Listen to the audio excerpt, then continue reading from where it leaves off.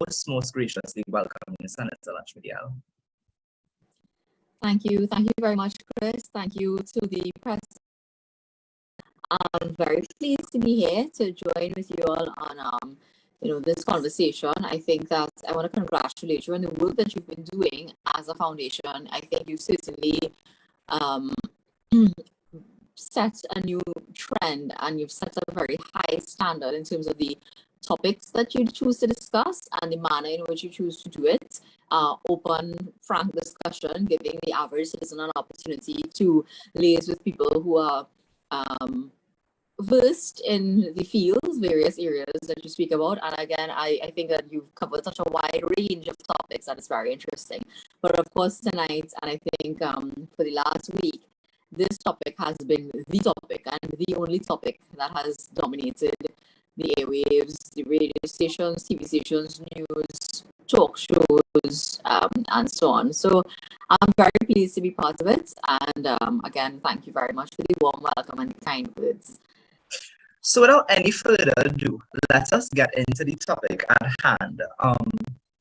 I listened to many persons' comments on this issue. You read articles. You also within my peers, we discuss matters from time to time, political matters, sometimes non-political matters. And so what we have noticed as an organization is there are still some persons who understand clearly what is going on in the country. They are following the dots, but there's still that fraction of the population that still does not understand what's going on. So who is Vincent Nelson, and can you take us through the timeline of the events of what occurred in Trinidad and Tobago with this man named Vincent Nelson? Okay, so let me start before we get into Mr. Nelson. I want to start by saying something, because I've noticed in terms of the comments and all of that, that persons believe this is a UNC issue, and it may be to an extent, but there's a bigger issue at hand. And I want to start off by saying what I said last year when we were dealing with the Police Service Commission issue. You don't have to like the characters involved in this play. What you have to like is the principle, and you have to, so you don't have to like Anaram Logan or Gerald Ramdeen. What you have to like is democracy. What you have to like is the rule of law. What you have to like are rights and freedoms and due process. And you have to like the fact that you live in a country where there's respect for the rule of law. So that's just what I want to start off by saying, because I think that it opens the minds of those who may have a block, or some of us have, known or unknown prejudices because of what we may know of, or what we may think we know of, or what we believe we know about certain people and the characters in an issue. Last year with the Police Service Commission issue, I said the same thing. You don't have to like Gary Griffith in order to dislike what was being done by political operatives with respect to that matter. So the same principle applies here. Who is Vincent Nelson? Vincent Nelson is a Jamaican-born attorney practicing in the United Kingdom who had reached the status of what was then Queen's Counsel, now King's Counsel. So it's the equivalent of what we have, what we call a senior counsel in Trinidad and Tobago.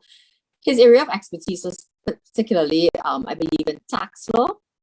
And so under the People's Partnership Government, he had actually been retained to do work for the Board of Inland Revenue, I think, and there was some other, because there were a number of matters against petroleum companies and the BIR at that time. They were working out with the petroleum taxes and all of that. They had some litigation taking place. Mr. Nelson had been retained. He had also been asked to give opinions. Now, when you're dealing as a lawyer and even as a state and the Attorney General, it's sometimes prudent to not advise yourself. In fact, everyone says that, lawyer who advises themselves has a fool for a client.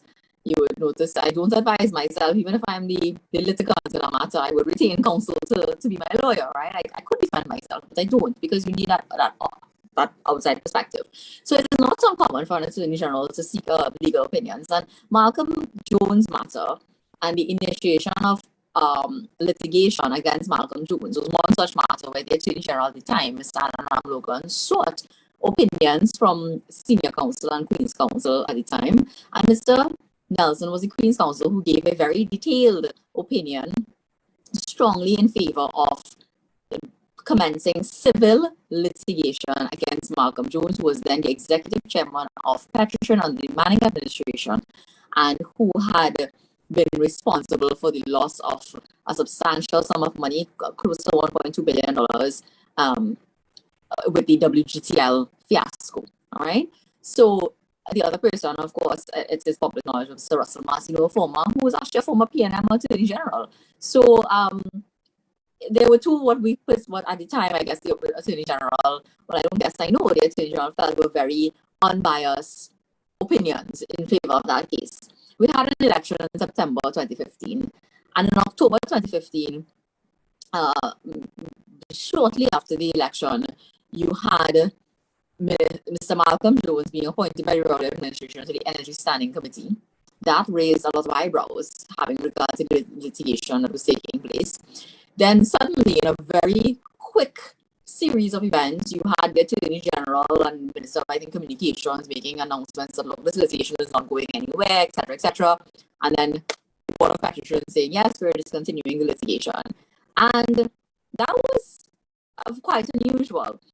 And they said they had legal opinions. And after much toing and froing, litigation, going back and forth, all the way to the Privy Council, etc., etc., it was revealed that that an opinion had been solicited from the said Vincent Nelson, who had changed his view on the viability of that matter and who had given an opinion to the PNM administration in 2015, around October 2015, that it was, probably an unwinnable case and that the case could be withdrawn. And it was on that basis that they decided to withdraw the matter against Mr. Malcolm Jones, resulting in perhaps, what we consider to be a tremendous loss to the taxpayers of this country. The taxpayers lost the opportunity to recover that money that was lost in the WGTL scandal. Interestingly, WGTL turns out now to be Nikon, which, as you know, is also not in the best standing. It has not fulfilled the promises and the hopes that the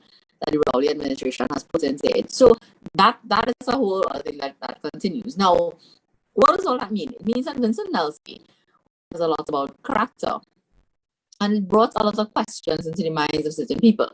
I also indicated before that Mr. Nelson had been retained under the partnership administration to do quite a bit of tax work with the Board of Inland Revenue, and I don't know if there were any other authorities.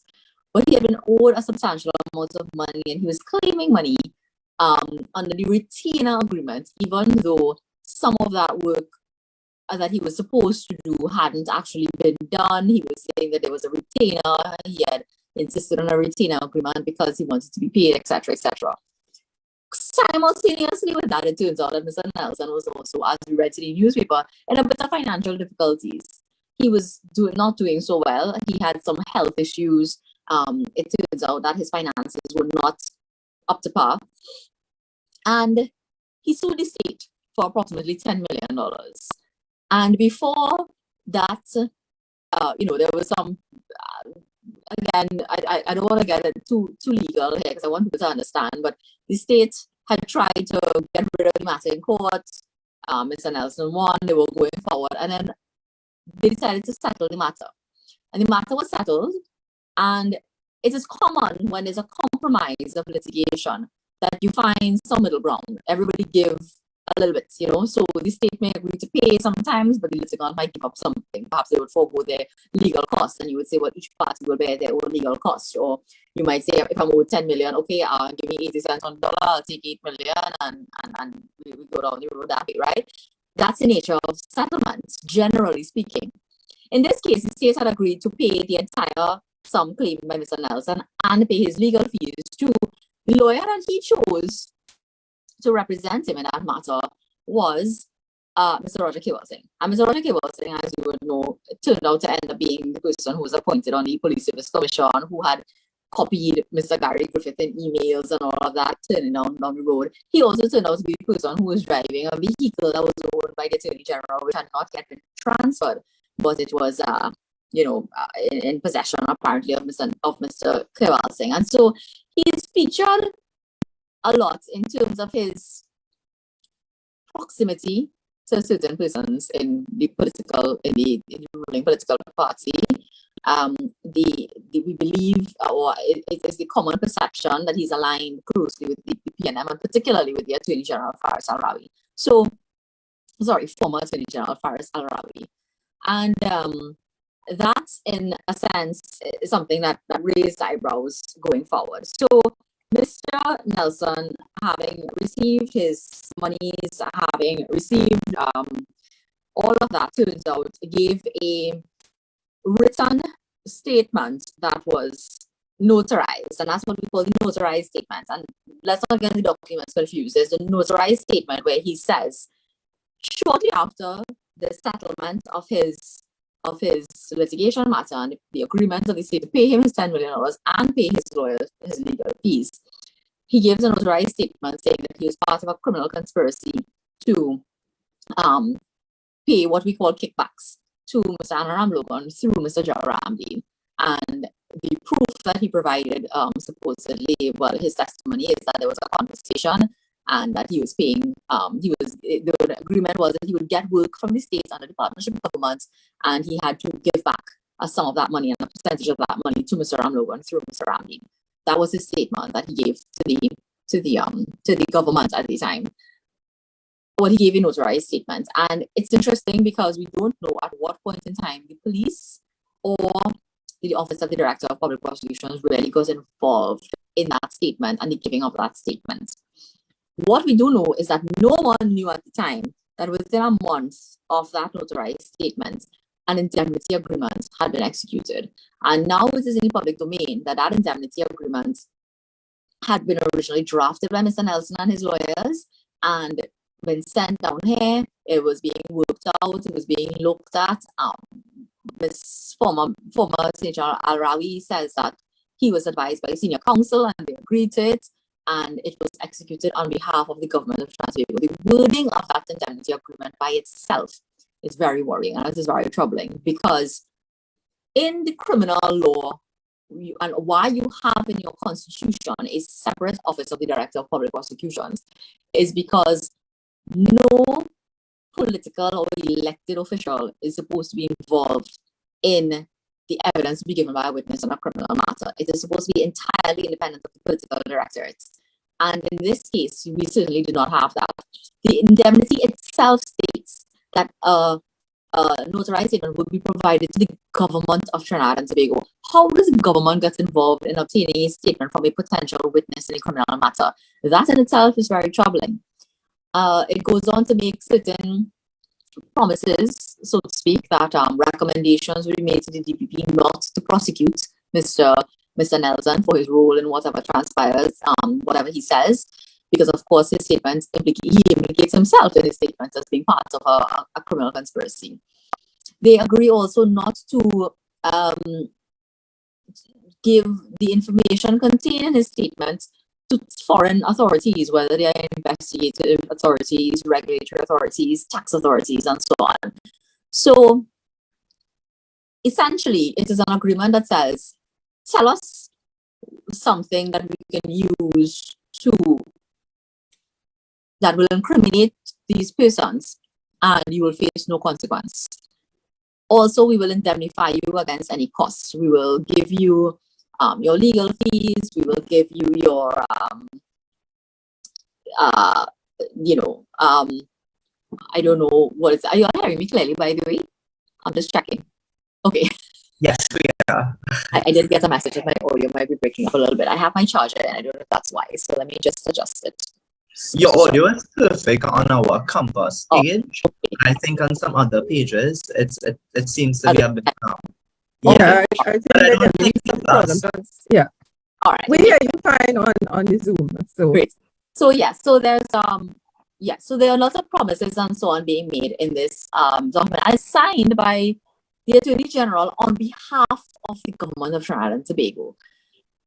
What this means is really that you have a person who not only switched positions before on a very politically sensitive matter involving Malcolm Jones, but who we know at the time was facing a lot of financial difficulty.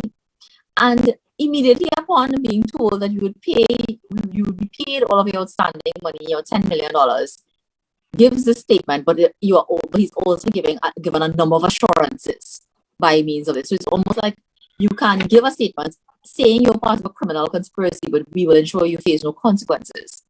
That's a very, what you call a real sweetheart deal in some respects. And the reason why you do not have persons who are politically aligned and who are part of the political directorate being involved in these types of matters and in terms of negotiating these matters and so on is because it really goes to the credibility of the witness. A witness who is in need of funds and who is being promised funds and who is given funds, but who is also being given these types of assurances, are likely to be very amenable to saying what someone wants to hear. And our contention within the UNC is that really, or I think the perception that is widely held is that Mr. Nelson is, at a minimum, a completely unreliable witness. At the maximum, we say he's just a Francoman liar who's perhaps being told what he needed to say in order to please the political directorate who are paying him. What we have to realize is that when it comes to legal fees and so on, it's not like a normal tender process that takes place. There are no, it's not easy to measure the work done. It's not like building a road or a bridge where you can go and do measurements and so on, and you ascertain whether the work has been completed, and you decide that you're going to pay or how much you're going to pay, and you have quantum, metrics and all those things involved. If someone decides I'm paying legal fees, I'm paying legal fees, and that's how it was going. So legal fees were being dished out at Mr. Nelson, and I think that it's in the view of the public and the right-thinking citizens of this country, based on that indemnity agreement, and based on the fact that the indemnity agreement was kept a secret. Nothing done by a government against a political rival that is kept secret can be said to be fair, or can be perceived as fair, or can be perceived as being not tainted by political motivations. And I think that is where we arrived at after that. Now, fast forward a little bit, the indemnity. The case that Mr. Ram Logan and Mr. Ramdeen were charged, as you know, I believe that took place in 2019. And then we had, coming down the road, they had been appearing in court and so on. During that time, if you would recall, Mr. Nelson had not turned up to court on some occasions because of his ill health. So again, Mr. Nelson and his financial troubles and his health problems and so on paints the picture of a man who was desperate, right? And this desperate person having money and promises being given to him is apparently the crux of the case against Mr. Ramdeen and Mr. Ram Logan. Now, all of these things started and commenced with the statement in 2017, but it was not until apparently in 2020 when Mr. Nelson began to seek, additional funds from the government for his solicitors in London, and they wrote a letter basically trying to insist that monies be paid, that the DPP became aware. And the AG wrote that letter to the DPP saying, look, I'm making you aware of what is happening here because there is the potential for, the perception of undue influence and all of that. Well, you now realize that in 2020, that paying someone and giving them an indemnity would give the perception of undue influence. I mean, that's sort of obvious. And that's why the DPP should have been part and parcel of this process from the very beginning. Because the DPP being a non-political person, everybody has political, persuasions. But when you're an office holder for that type of office and you're executing a public function, you have to disabuse your mind of your political preferences and so on, and you act according to the law. And that's why you have the office of the DPP, because that's the person who can disabuse his mind of all of the political influences and so on, the political considerations, and act fairly and on the merits of a case, of a particular case, and on the law.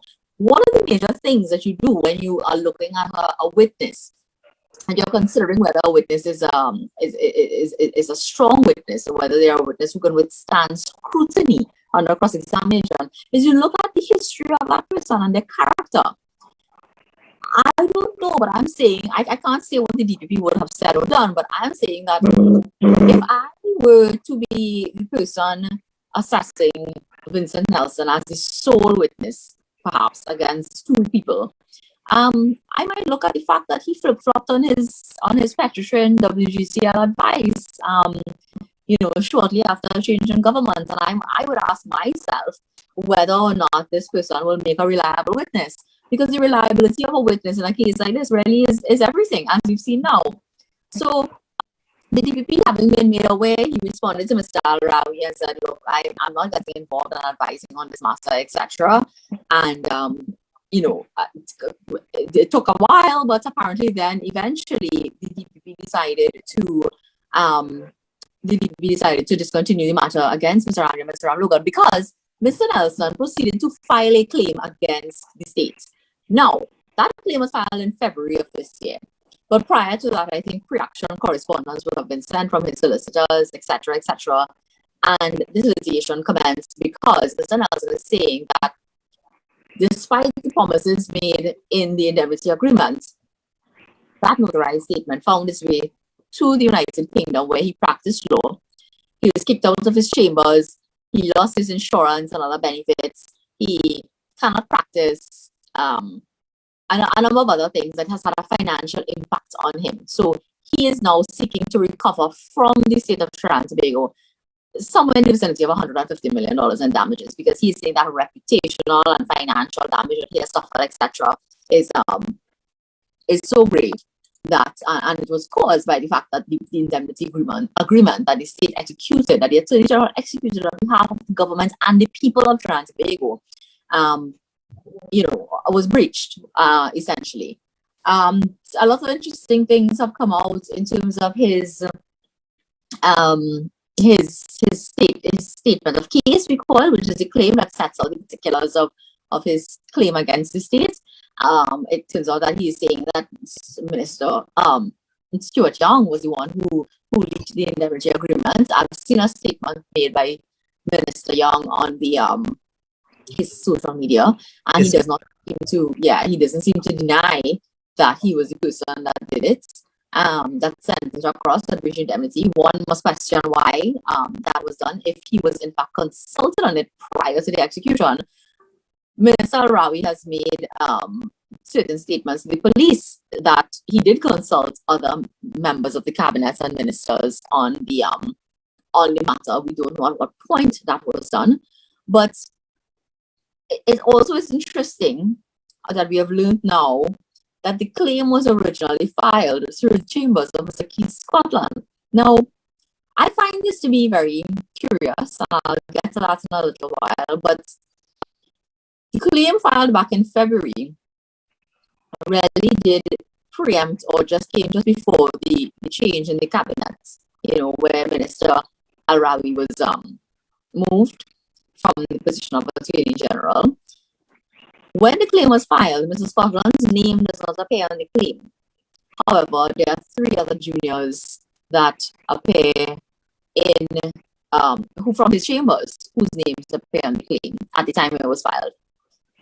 But then, as the political leader disclosed last night, there was direct communication from Mr. Nelson to Mr. Scotland, the Member of Parliament, the PNM Member of Parliament for Port Spain South, addressing the issue of the case and saying, look, I'm concerned about your conflict, and I think I'm going to change your attorneys and so on. So we could gather from all of that, even though he refuses to comment at this point in time, that Mr. Scotland was really the key contact, the point of contact with Mr. Nelson, and who was perhaps maybe driving the litigation, even though his name did not appear on the claim.